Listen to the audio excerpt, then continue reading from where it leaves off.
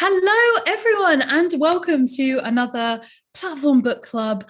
I am here with the amazing author of the Passing Playbook, Isaac Fitzsimons. Hello, Isaac. Hello, thank you for having me. So for those of you who are watching who are not part of the book club already, what are you doing? The link is in the description. It's a wonderful Discord. We've got a whole community there. We read the books together, one every single month, a new YA book, and we get to comment on it together and discuss spoilers once we've read it, and it's a great time basically. So go ahead and join that if you are not already a member. What happens in these live streams is that we talk to the wonderful author of the book that we have just read. The first part of the stream is general questions, writing questions, questions about the author. And in the second half of the stream, we get into spoiler territory. So do not worry, I will warn everyone when we are about to go into spoilers. So if you haven't quite finished the book yet, not to worry, you can pause at the beginning of the spoiler section and come and watch the rest of it when you are totally done. So we have taken questions from the Discord community, but if you are watching right now, you can ask your questions in the chat. I am going to be monitoring the chat. I see that we have Hitchhiker Hobbit, aka Pippin, is already in there. Hello again. A member of the book club who diligently, I feel like, is in every single one of these streams, which is very exciting. Because obviously me and Isaac today cannot see any of you. So please say hello in the chat so that we know that you are there. So yeah, we are going to be discussing the Passing Playbook today. So my first question to you, Isaac, I guess, is if someone has come across this stream, they have not read the book, they've not heard about it before, they happen to click on it, can you talk about what the book is about, talk about what they can expect from the book in, a couple of sentences? What's the elevator pitch for what this book is about? Sure, this is probably the most difficult question that I'm ever asked. So the Passing Playbook is about a 15-year-old boy named Spencer.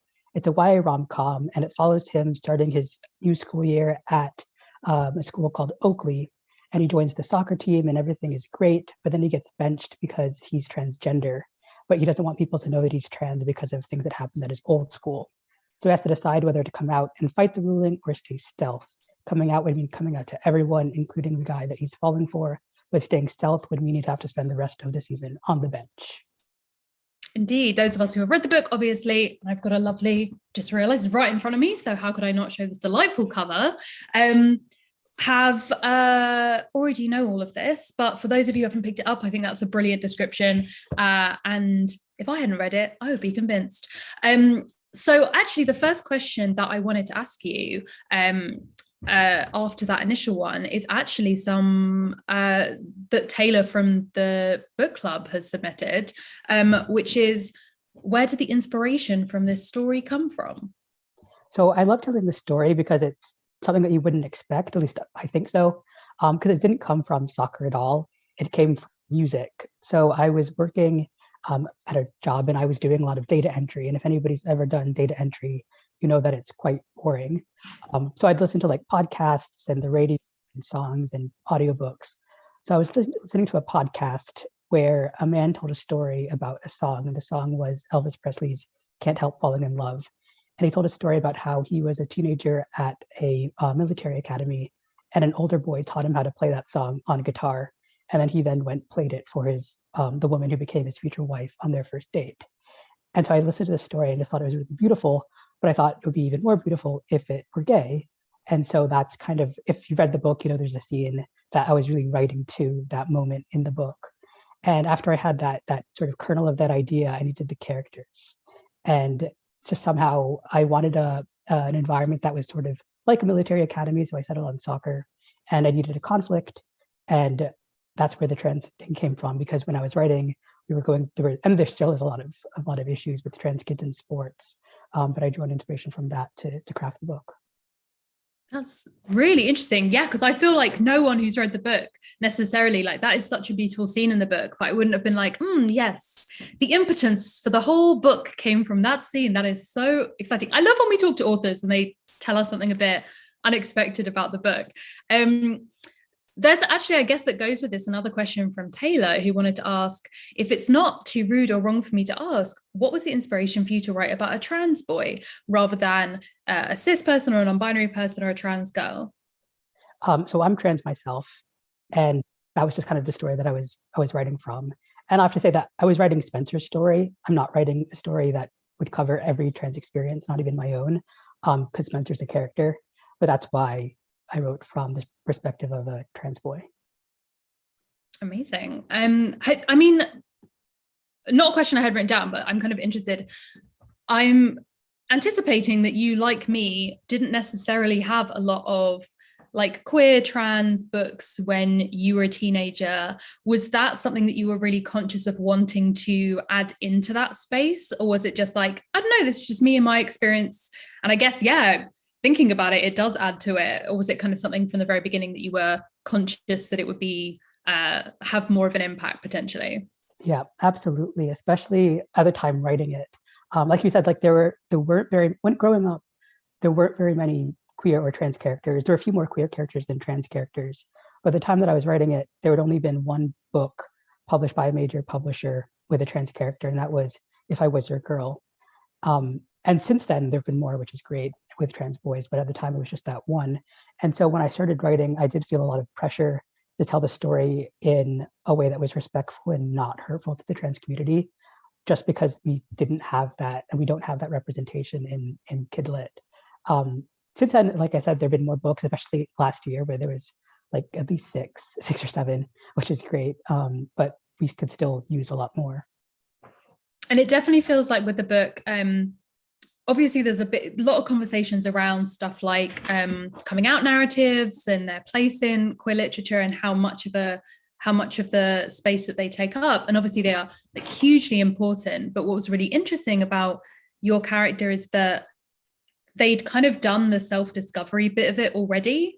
There was an element of coming out, but like with coming out, you sort of have to come out to yourself first before you can then come out to other people. And a lot of coming out narratives kind of start with the person realizing for the first time or this kind of stuff. Whereas you gave us this protagonist who very much had like is gone through this transition, has already kind of got this supportive family. It was all very much set in stone. And so you didn't necessarily have to delve into for example, like the awful bullying that happened at the previous school. Like we know it happened, but it didn't necessarily make it onto the page. Was that also a conscious decision of like focusing, I guess, more on this like journey to joy for Spencer rather than dwelling on the tough stuff that is like realistic, but isn't necessarily what you wanted to bring to fiction? Right. Yeah, absolutely. When I started writing the book, I kind of, every time I write a book or write something new, I write like what the book's about, but also what I don't want to include.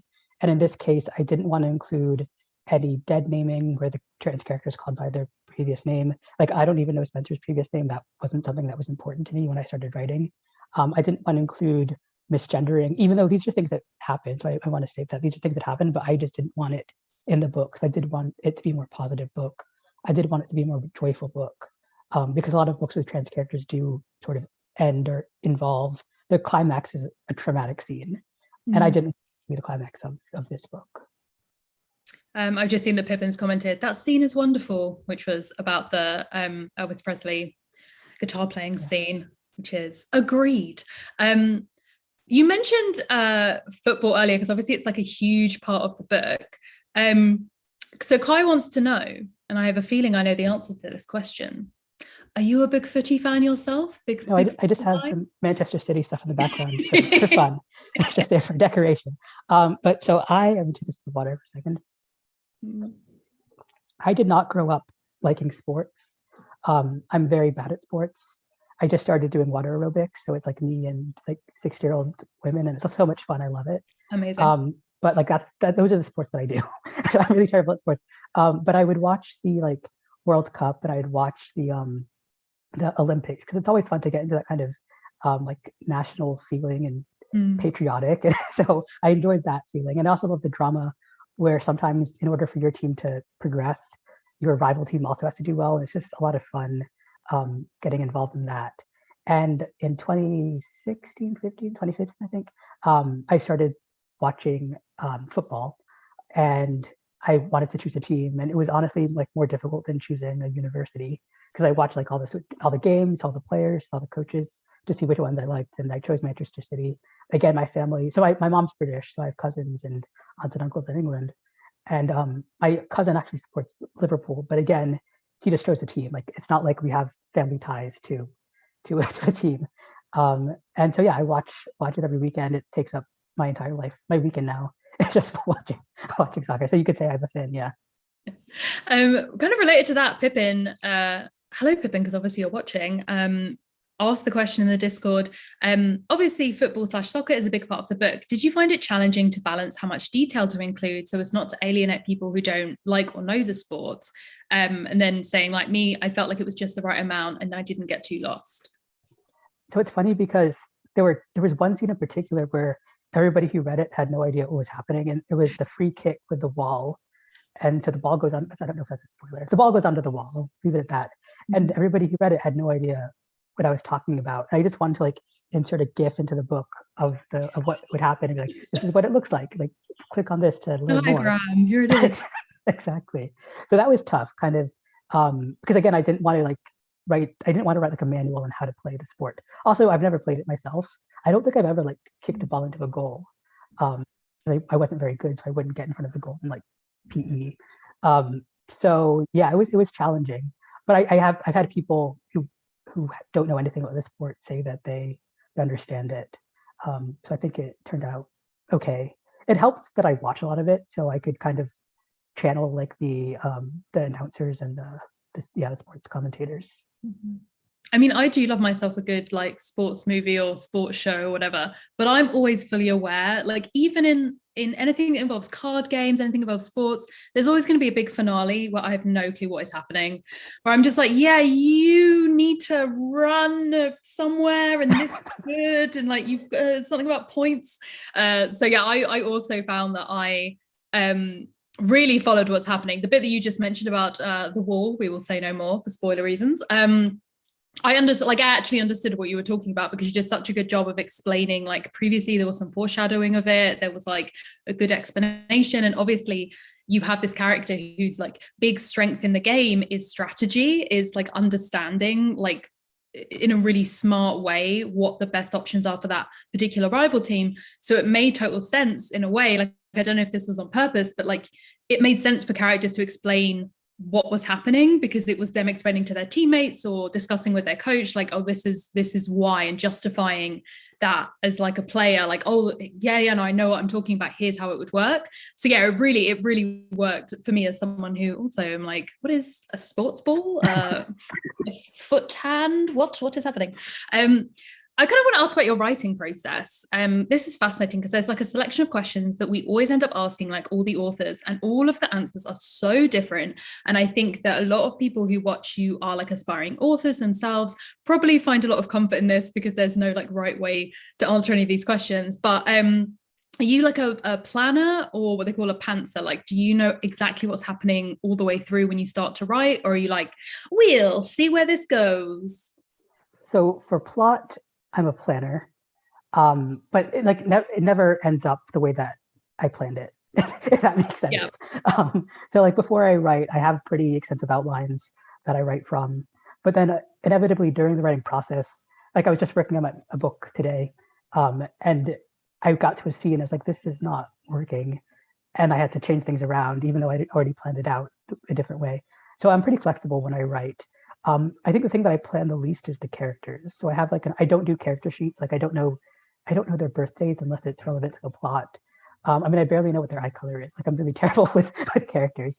But I like kind of discovering things about them as I write. And then during revision, that's when I go more in depth into the characters.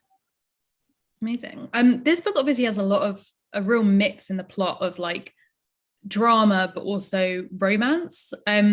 How do you kind of balance those two things out as a writer to make sure that they both have enough time to develop and that they both feel like earned? Is that something that you like have them as separate plot lines in your outline, or did it all just kind of like naturally come together for you? No, nothing was natural about it. I did a lot of revision with this book. And so yeah, with the romance, I think the tricky thing with the romance was really Justice, where he kind of would pop up when he was needed and then disappear.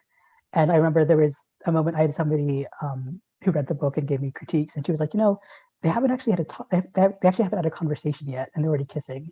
You need to change this. And so I went out and I outlined Justice's story, and all the things that he was doing when he was off the page. And even though you don't actually see it in the book, obviously, because it's not his story, but it was important to know where he was coming from when he entered each scene. And I think in initial drafts and revisions, the issue was they would go from very hot and cold. So one scene Spencer would love Justice, the next scene he would hate him. So that was kind of a struggle to get their romance. You want to have enough like conflict in their relationship, but to get it so it was kind of smooth and had a smooth trajectory to their eventual relationship.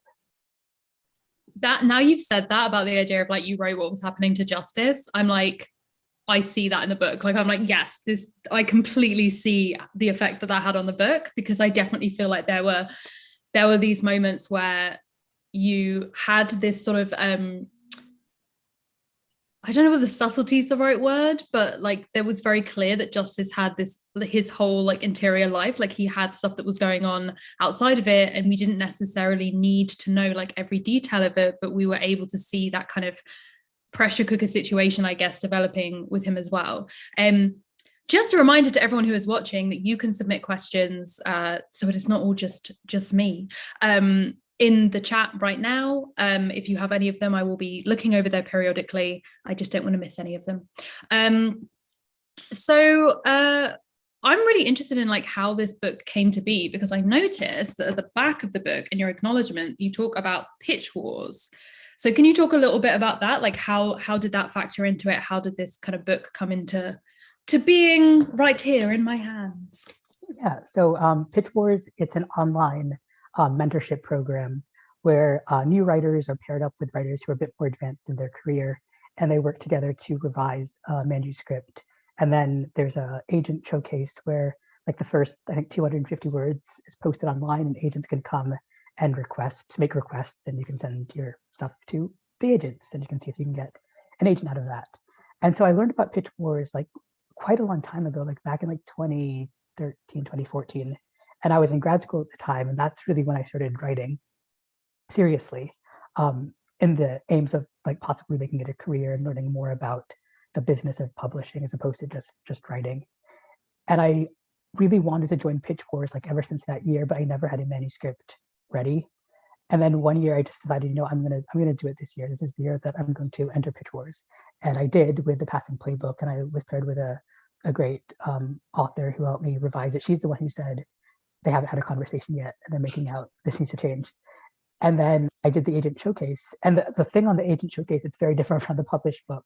And I didn't actually get an agent through the agent showcase, but then I went out and I started querying agents, and that's how I got my agent, who then did her magic, and it became a book after a lot of like revisions and stuff.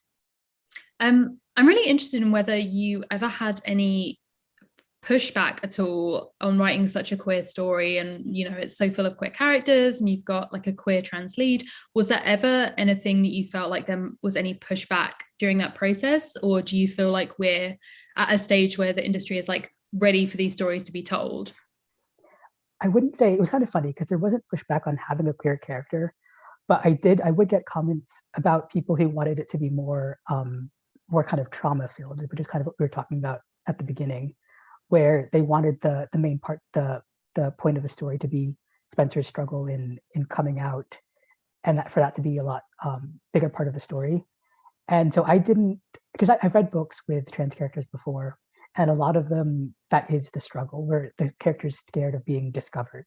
He's scared of being outed, or she's scared of being outed, or they're scared of being outed. And I really didn't want that to be a huge anxiety over Spencer, because as a reader, it's kind of uncomfortable for me to read those stories, because every page I'm scared that the character is going to be outed. And if that's the point of the book, then that's fine, but I didn't want it in this book. So it was more kind of having to push against, and this isn't like my editor has been great, like my editor and my agent, they've both been on my side, but it's kind of other people when I was querying and things like that, where they wanted the story to go in a different direction, where there were more scenes of trauma that I wasn't going to put into this book. I know from the kind of comments and discussions that we've had on the Discord, that definitely, both in your book and in like other books that people are reading, has been really appreciated. So love that we managed to have that vision like fully realized. I want to talk a little bit about characters now. We have a couple of questions that came in. So Kai wants to know, how much are the characters inspired by your own experiences and the people around you? I kind of take bits and pieces from people around me. So off the top of my head, Macintosh, he's the goalie and the team captain. Freaking He's love yeah, Macintosh. me too. I didn't know if I was going to like him at the beginning, but I'm like, I'm team Macintosh. Yeah, that was kind of the point again, where I wanted to have a character who was came across as a stereotypical jock. So in where I live in the U.S., you take PE 1 year. You have to take most people take it as a freshman, and then that's your PE credit done for your 4 years of high school. And so I just love this idea of having this character. He's a senior, but he just takes freshman PE because he loves sweating and running around. But he was inspired by a guy that I went to college with, whose name was Daniel. And because his name, we had a billion Daniels because every boy in the 90s is called Daniel. So we called him Sporty Dan because he played baseball. And he was one of those guys where like he was like tall, attractive, like your typical kind of jock guy.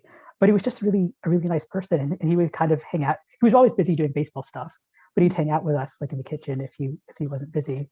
So I took inspiration from Daniel Schilling, Coach Schilling. The name comes from my advisor in college.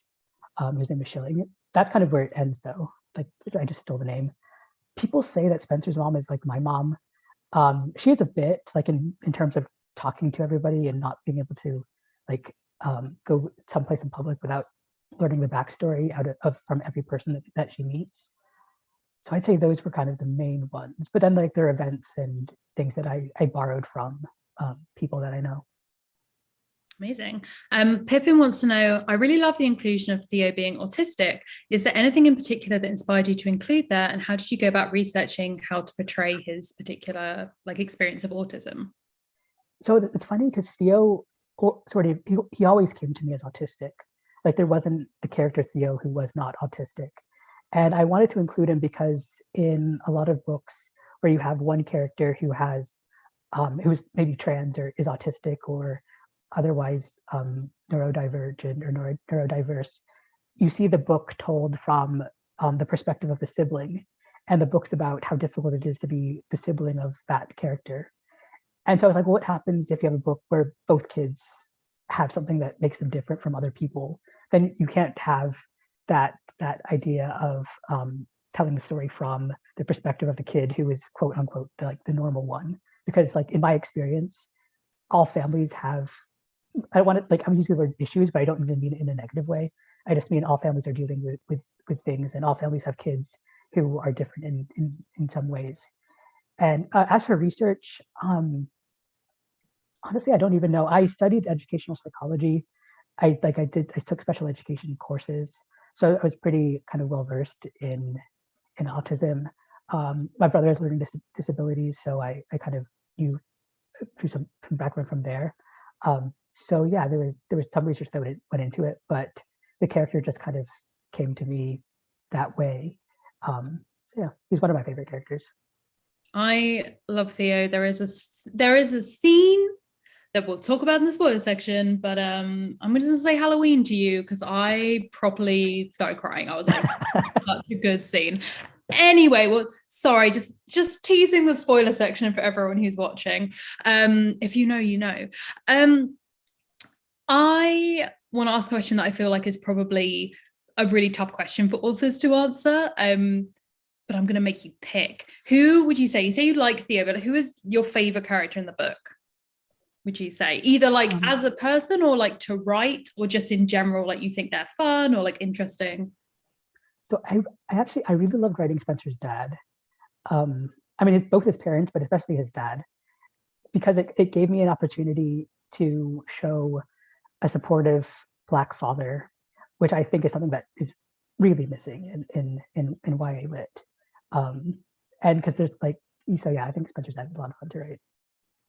I really liked how it was like classic dad support, where it was like, he is trying his damn best. He really is trying, but sometimes it's like, he'll say something and, Spencer or your kid will take it totally the wrong way or misunderstand it, or just like, and that was so, it was so interesting seeing, yeah, this character who was super supportive and also kind of not realistically like super parents, like doing everything perfect all the time. Like we obviously see in the book a little bit about how he was trying his best but wasn't exactly the perfect sort of ally to Spencer as he was going through his transition, stuff like that. So yeah, I really appreciated that blend of like a genuinely great dad who wasn't some kind of like unrealistic super father, but had those kind of nuances. Was amazing. I also, just because I am obsessed with all these characters and this whole like world, this whole setup you got going on here, I want to know very selfishly, if you were hypothetically to write something, like whether it was another book or like even a short story or a little something from one of the other characters' points of view, do you have like an idea of who you would choose? Is there someone who's like sort of interior life or what they had going on would be kind of interesting to you to kind of view from that perspective? So I actually, I think there's something interesting about the character of Grayson. He doesn't play a huge role in the story, but I always felt bad writing him because I kept taking away his love interests and making him like somebody else. But for me, Grayson is this kid who he's out and he's proud, but he's in rural Ohio where it's not easy to be out and proud. And he's trying to control the QSA somewhat successfully, but also he has things to learn, more things to learn about his own privilege, being a white cis guy. But I just want to kind of see what he does in college, because I think he's going to go to college. He's going to like learn from new perspectives and kind of blossom there. So yeah, I think Grayson would be fun to revisit. It's really interesting you saying that, because I do think that there's something really, really interesting about, well, I guess actually this kind of links into the next question I had written down anyway, which was that, you know, you have all of these LGBTQ plus characters within the book, and I kind of wanted to hear your thoughts about like why that particular kind of spectrum of experience was important to you, not just having like the one gay character, the one trans character, maybe their love interest is queer as well, and that's like it. Kind of was it again like a conscious decision, or was it sort of just like, I don't know, like gay people hang out together, like I don't know what to tell you? I think I'm pretty sure I had like the QSA existed from the beginning. And I think I just wanted to show that anywhere across the country, if you're queer, you can find your people. Because sometimes we kind of think about it like in big cities, in New York and LA, but you can find your people in rural Ohio as well. So yeah, I wanted to include, and you're loved and you're accepted, because I think that's important. Like your families, they might not get it immediately, but they can come around and accept you, even if you don't think that they will. So yeah, I wanted to show that kind of range of experience.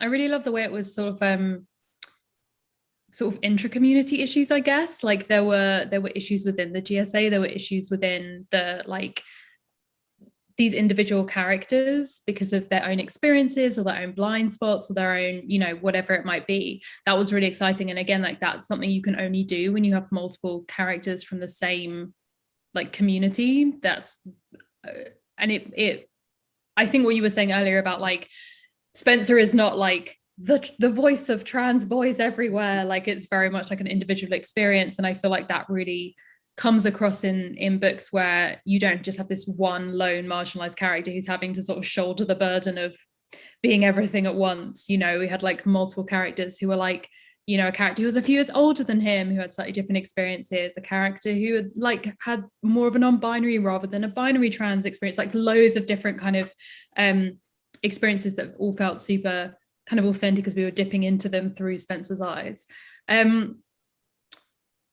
Last character question from me, at least.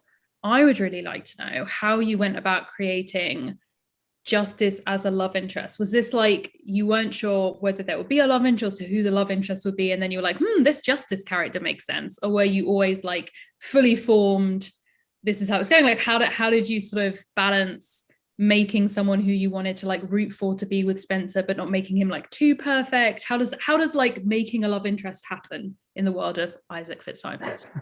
So it's funny because Justice was the first character that came to me. And so I kind of created Spencer as the love interest instead of the other way around. And so throwing curveballs at me, Isaac, all the way through this Q&A. I love it. Yeah, and so this is a weird story. But it was Easter, and there was a picture of Barron Trump, so Trump's son, and he was a child. He's still a child, but he was younger then. But he was taken at Easter, and he was dressed in a full Arsenal kit, and like socks, shorts, shirt, at the White House. And he hadn't been living at the White House at this time. This was the first Easter. And I kind of saw this picture, and there was something interesting about it to me that he traveled from New York and decided to pack his Arsenal kit to go to Easter. And there's a picture of him kicking a ball around while all the other kids were on the White House lawn doing the Easter egg roll. And that's kind of where I got the idea of Justice, where I wanted a kid who loved soccer but came from a family whose politics I don't agree with personally, but is trying to kind of get away from that.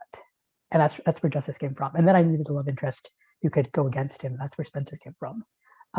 So yeah, and it was difficult telling Justice's story and creating Justice's family because I didn't want him to be kind of a caricature of like a strict religious upbringing. So I did kind of dial some things back and change some things with his family. But he was really a fun character to write for me. Amazing. That's so interesting. I love that. That's so not where I thought of, not what I was expecting, but I love that as an answer. That's so interesting. Let's have a little talk about like inspiration stuff. I know this is another question that we like to ask authors, and again, it's always so different, the answers. Do you read sort of at the same time as you're writing, either like in the same genre to get inspiration, or are you like, I can read, but I'm not reading anything that's remotely similar. Let's keep this apart. I'm going to read like adult horror or something at the same time. How does like reading tie in with your writing process? So yeah, I read similar things, especially when I first get the idea. It's kind of like market research where I want to see what's out there, what's been done already. What do I like about it? What don't I like about it? I go to Goodreads and look at 1-star reviews of the books that I'm reading. I don't do my own books. I pretend they don't exist on Goodreads, but for books that I'm reading, I look at 1-star reviews and I see like, what are people reacting to? I look at the 5-star reviews. What do people really love in these books? So yeah, I do a lot of sort of research in the genre and the type of book that I'm writing. If there's a book, I watch movies, I watch TV shows as well, but I just want to kind of get a feel for that world and see what's been done before and how can I change it and make it a little bit different. I feel like that's a great tip for someone. If you're doubting your own writing ability, go to the 1-star reviews of the book you love and be like, yeah, get angry. Even this book that's perfect in my eyes has its haters. Do you have any other authors that really inspire you, or authors that you think you can recommend to people on the stream who have like, they've read your book, they really like it, they're like, what is Isaac reading? What kind of YA authors or kind of authors are you enjoying that you'd recommend to them? I mean, the people probably already know all the big ones, but like Becky Albertalli, I love her. I love her books. Angie Thomas, I love her books. There's like kind of the two, when I was writing especially, and I was kind of looking into getting more into YA, those were the two authors that I read a lot of their books to kind of see what the market was like at that time. Because I read a lot as a kid, and then when I went to like high school and college, I kind of stopped reading, and I had to remind myself, like, go back and remind myself what's all the kind of a joy of reading again. Speaking of the joy of reading, did you have any expectation of how readers would respond to the book? Like, did you have in your head the sort of takeaways, like things that you wanted the readers to take away from reading the book, or not? And if you did have it, have you seen any of that kind of now that the book's out in the world and readers have read it? Like, have you had any feedback that's kind of matched up to what you wanted people to get from the book? I think for me, a lot of it's just kind of been about the joy and the fact that you can have a story with a trans character that doesn't have to rely on the trauma and the pain. And I've definitely gotten some really nice feedback from that. I think that's kind of like the main thing, is kind of reading with joy with this book. Amazing. I want to get into spoiler season. So everyone who is watching, we are currently entering spoiler season. if you have not read the book or finished the book yet, because I know some of you chaotic people literally finish it at like midnight on the last day of the month, then you technically still have about 3 hours left. Please pause the video now. I will give you until Isaac has answered this question, this transitional question, to pause the video. Isaac, actually a question from Kai. Are you planning a sequel? Is there any sequely plans in the making? Kai specifically says, I love to hear what happens next with the characters, perhaps through Justice's point of view. And then I need it all in capital letters. And then the like, take my money gif was also used. So there's no sequel planned currently. And so it's funny because I was asked this question in a recent thing, I forget when it was. And my editor was on the stream and I said, there's no sequel because I'll write a sequel if you can promise that I won't have to make them break up. Because, in the second book, the relationship there has to be like another character that comes in or they break up because there's a misunderstanding. And I don't want to do it to these kids. So my editor said I didn't have to make them break up. But if you can get that in writing, then maybe it'll be a sequel. But right now, it's not planned. Would you, okay, my selfish question before I get to the questions other people have asked, like the other readers, the other members, they're not the one hosting this stream, so their questions can wait. Because I want to ask, any movie plans, any movie thing you would like? Because I was like reading this book and I was like, I can see everything that is happening here.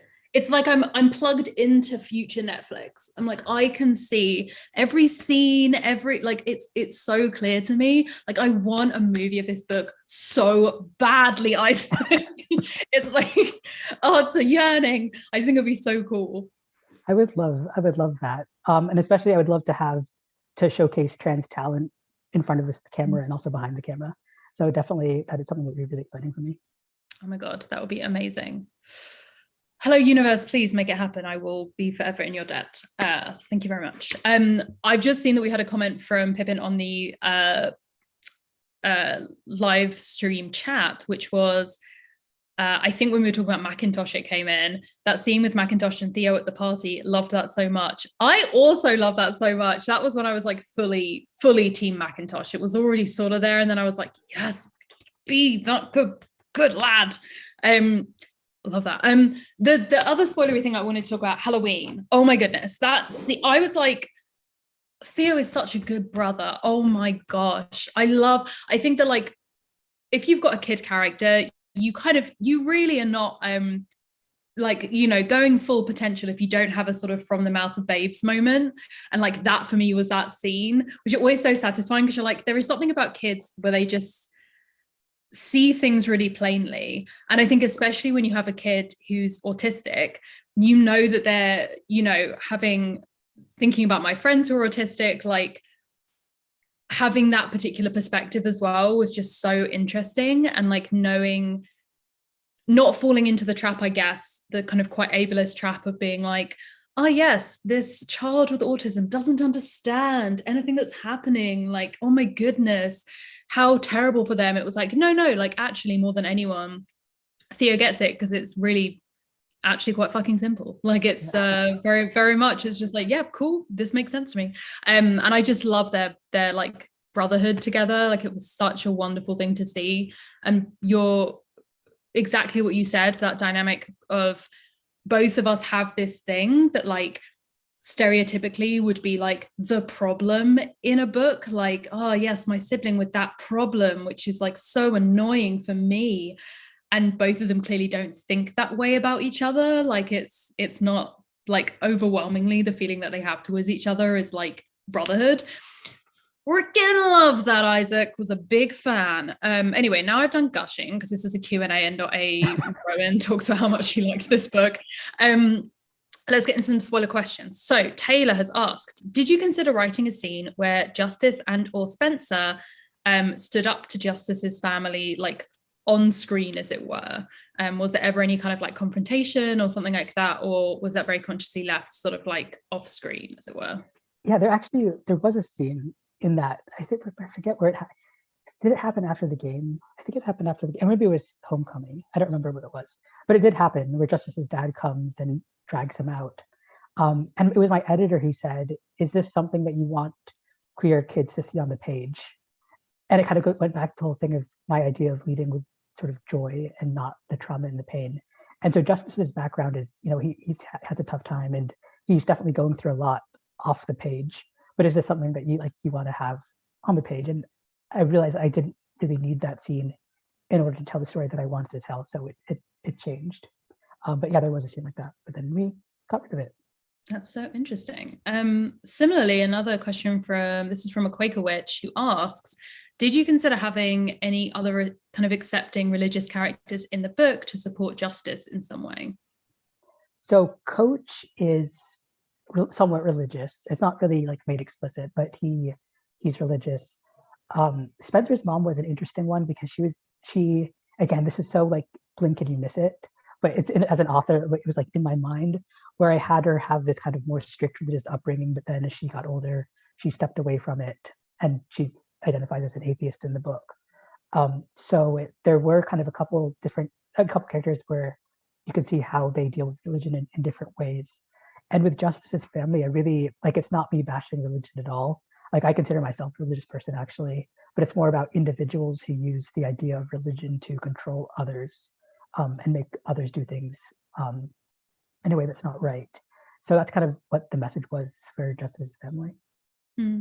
I really like there's a lot of decisions that have to be made by these like teenagers. Obviously, the central one to the plot of Spencer's plot is exactly the one you described at the beginning. Like, does he kind of stay on the bench and not say anything and just kind of like not rock the boat, as it were, or does he allow himself to like be happy and play this game but have to come out in the process? And what was really interesting was the Halloween scene at the like sort of church haunted house situation, that you're giving Justice this similar like difficulty, and I think it was interesting and makes for very realistic tension to have someone like Spencer like going through a very similar like difficult decision where there is no easy answer and like it's going to be tough either way, for various reasons, like not immediately be able to understand that, even though you kind of have someone that he cares about who's going through something similar. And I just felt like that was a really interesting like decision to have these very sort of similar and different conflicts like happening beside each other, and like the realism of not necessarily everything being like smooth sailing all the way through. It's all great. Like they're both totally understanding and everything, which was really, really interesting. I mean, was that Halloween scene and that kind of like haunted house, was that based on stuff that you'd seen or that you'd like heard about happen before?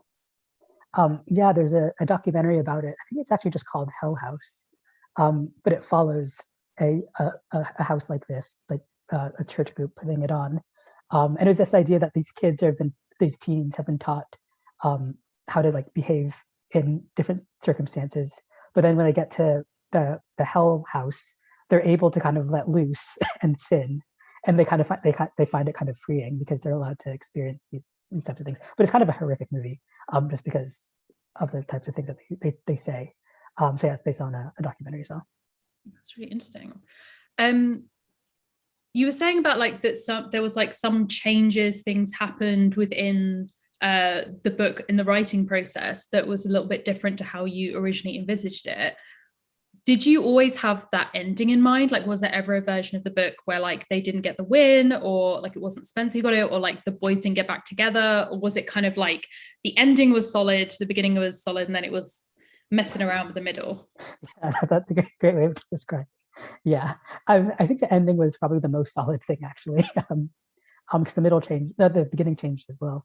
But yeah, the ending was always like that, where they. I mean, I think it ties up. The ends tie up a bit too neatly, but again, it's fiction. I got to write it. Like, I'm in charge, so I don't mind. Because I don't think you can have too many like happy stories or happy endings. So I'm happy with the way that it turned out. Very true. And also, it's like a sports narrative, and I feel like sports narratives, it's going to end one of two ways. It's going to be like they win or they lose, but they learn something. And I'm like, so it's it's similar again with like in a rom-com. It's like almost certainly they're getting together it's like they sort of get together at the beginning, then they break up, then they get together at the end. Like, but I think that that's like almost what people like about it. Like there's a real catharsis and like a real enjoyment in having a format and like finding the particular differences or like subtleties within each different iteration of that genre or format. It's really exciting. So very interesting. I mean, so now I need to hear about this beginning slash middle muddle like situation. Were there like parts that got cut? Were there stuff that was rearranged? Was there stuff that you just didn't have space to include? Like, tell us all of the director's cut behind the scenes stuff we missed. So I mean, like the first draft started like a week before school started. That's like the big one big change. There was a whole subplot of a rivalry between the Oakley School and Harlow, which is the team that they play in the finals. And there's this whole like prank war subplot that got cut, which was a lot of fun to write, but it didn't really fit with the story.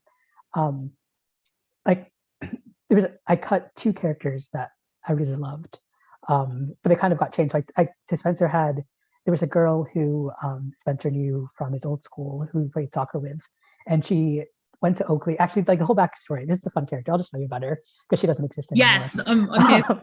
But her name was Gabby. Her name was Gabby, and her mom coached Spencer's old team. And when Spencer came out, her mom allowed Spencer to keep playing on the team, which got parents upset.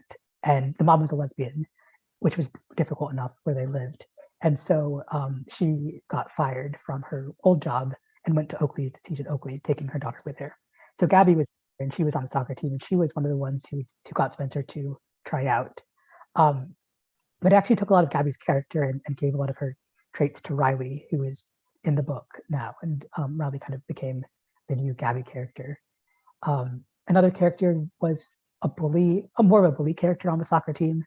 His name was Dylan, I think. But again, he sort of became a mix between Justice and Macintosh, where I gave some of his negative traits to both of them because they were a bit too, less so Macintosh, but more Justice. He was a bit too perfect. So I gave him some of Dylan's traits of really wanting to win and being really serious about winning. So yeah, there's a few characters that were cut. There were a few subplots that were cut.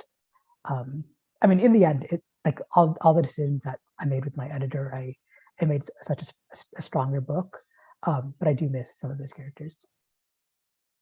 Oh my God, amazing. I love hearing this stuff. I love hearing like, whenever we talk to thriller authors, I'm always like, who was the other killer? Who did you think was a killer to begin with? What was happening there? And like half of them are like, no, I always knew. And the other one were like, oh, I had no clue when I started writing.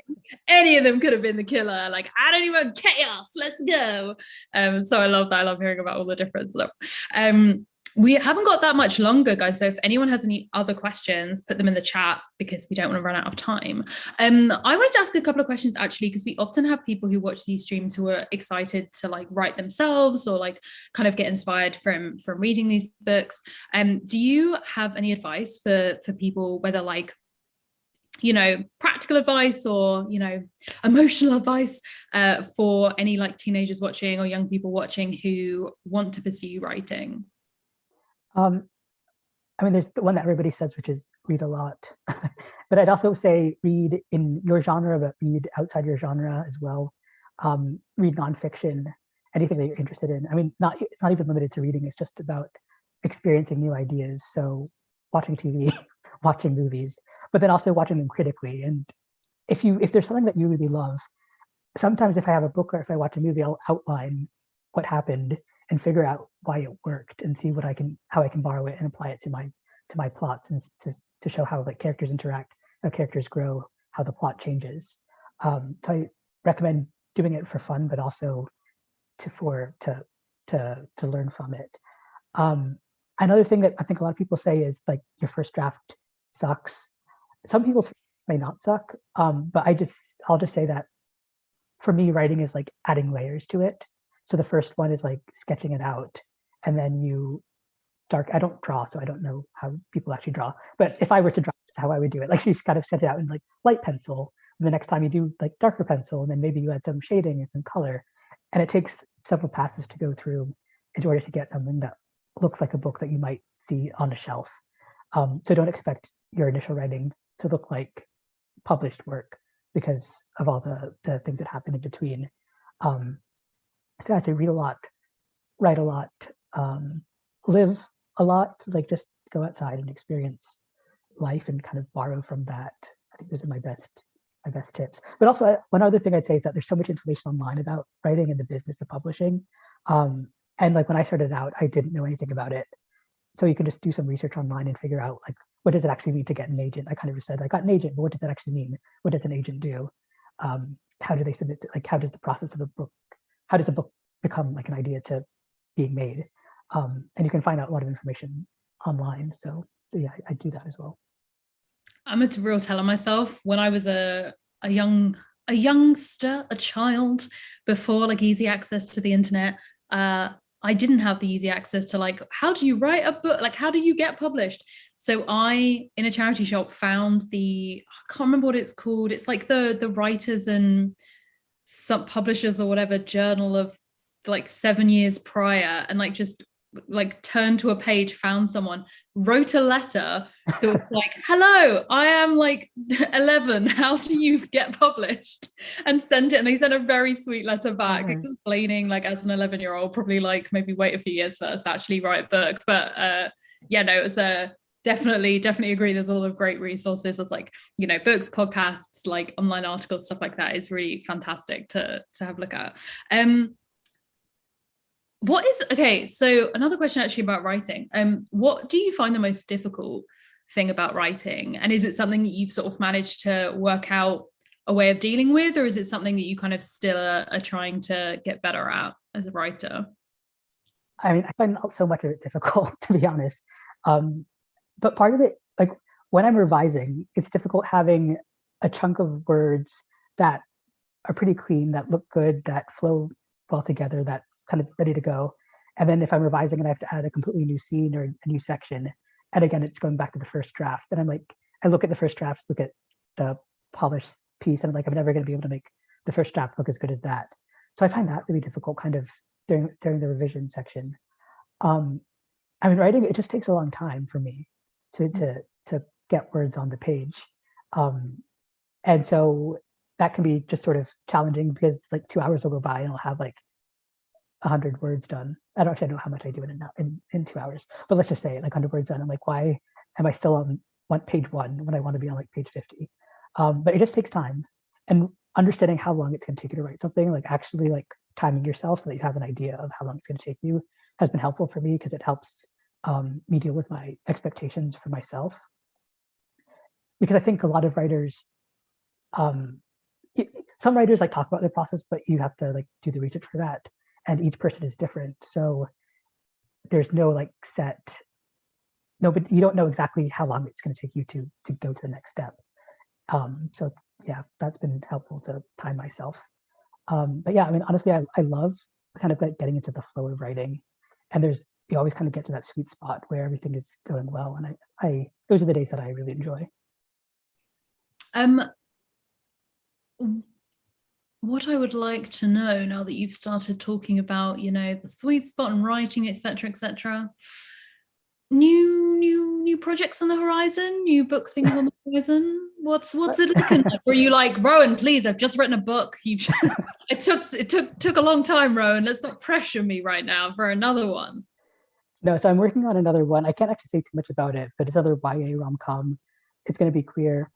I do have a short story coming out in 2022. I think it's coming out in January, actually, in an anthology called Game On, which is a sports anthology with a lot of great writers. Amazing. So yeah, and my story is queer, and I think there are like tons of other queer stories in the book, even though it's not actually a queer anthology, but that's just how it turned out. So yeah, check that out. I love it. We're almost out of time. Oh my goodness. One thing, okay, I'll go quickly back to spoiler section, because I would like to know whether you have a favorite scene in the book or a favorite sort of moment. Like, is it the Elvis Presley moment, or did you kind of find another key scene or favorite scene as you were writing? No, I mean, I love the Theo scene, the Theo Halloween scene. I think, and that's a scene, it came pretty late in Provisions. Well, they were always going to go trick-or-treating together. But then when Spencer asks Theo when Spencer tells Theo that he can help him get on the bus or whatever. I think what he says exactly. My editor wrote, why does Spencer ask that now? And I had to think about it. It's like, well, because I need it in order to move the plot forward. But obviously that's not like an answer to that question. So I began to think about like, why would Spencer do it? Ask it then. And then that's how the rest of the scene kind of came together. So I really love that scene. I think that's probably my favorite scene. The Transgender Day Remembrance scene, I love that one as well. Like when I finish it, I get shivers when I finish that scene. So yeah, those are probably my two favorite ones. Amazing. I really liked the part of the trick or treat scene where Spencer's like trying to weigh up like, oh, I do like candy, but also you better not think I'm a child in costume. Like, I am a cool teenager. Oh, but I do like having treats.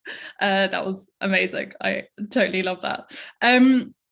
One other thing I wanted to ask you about, again, totally nothing to do with the book, but I have read on your website, because I do research for these streams, that your dream vacation will be traveling around Europe via sleeper train.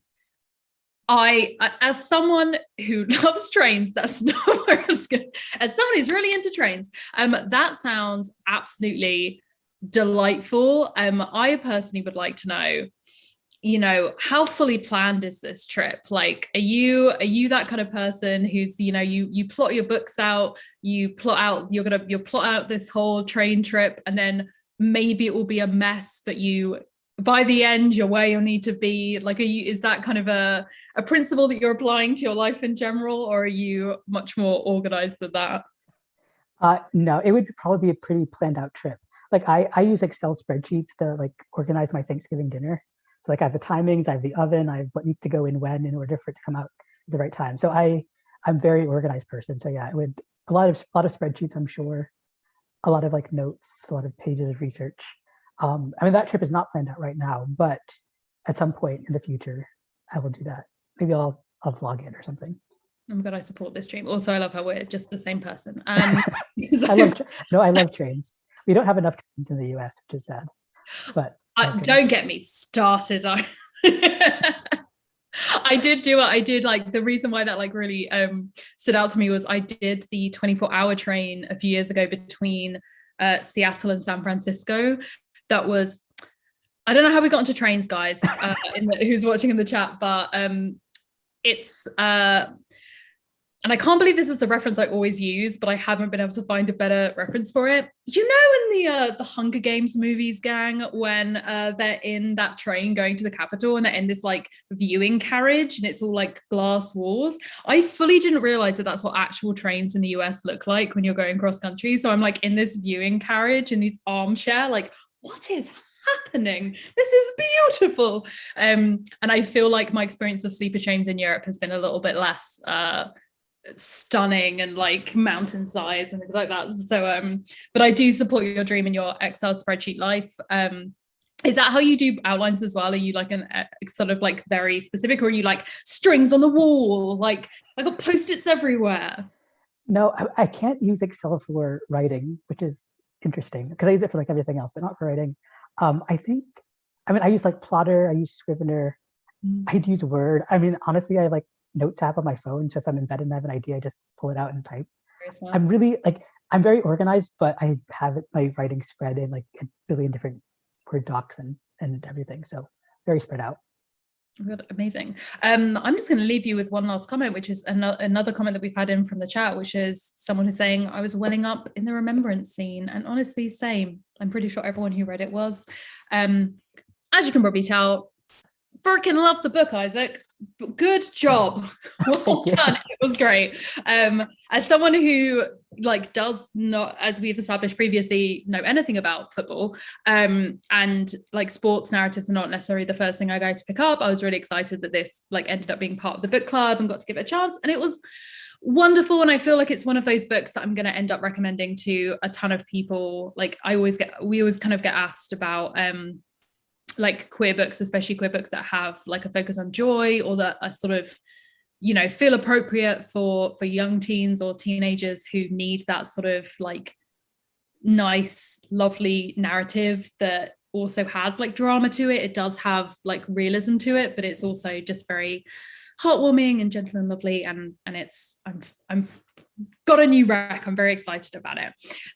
So yeah, thank you very much for joining. Just to let everyone else know very quickly, we have obviously got our final book of the year, The Skin of the Sea, sorry, by Natasha Bowen, which is I'm just gonna give it its proper title, The Skin of the Sea, the Black Mermaid book, which I know we're already excited for. The live stream for that, so that it doesn't literally fall on Christmas, is going to be a week earlier. So it's the second to last Tuesday of the month, just in case anyone was wondering about that. I'm going to put it all over social so no one misses that, because I don't want anyone to miss it, because it's going to be so exciting. If you want to see a little bit from Natasha, already we did a video with her about using mythology in your writing and kind of the mermaid mythology around the world, which is up on the YouTube channel, so go and check that out. She is so much fun, she's so lovely, we're gonna have such a good time, and I am very excited to dig into the book. Amazing. In which case, thank you very much for joining again, Isaac, and I will see all of you next month. Thank Bye. you.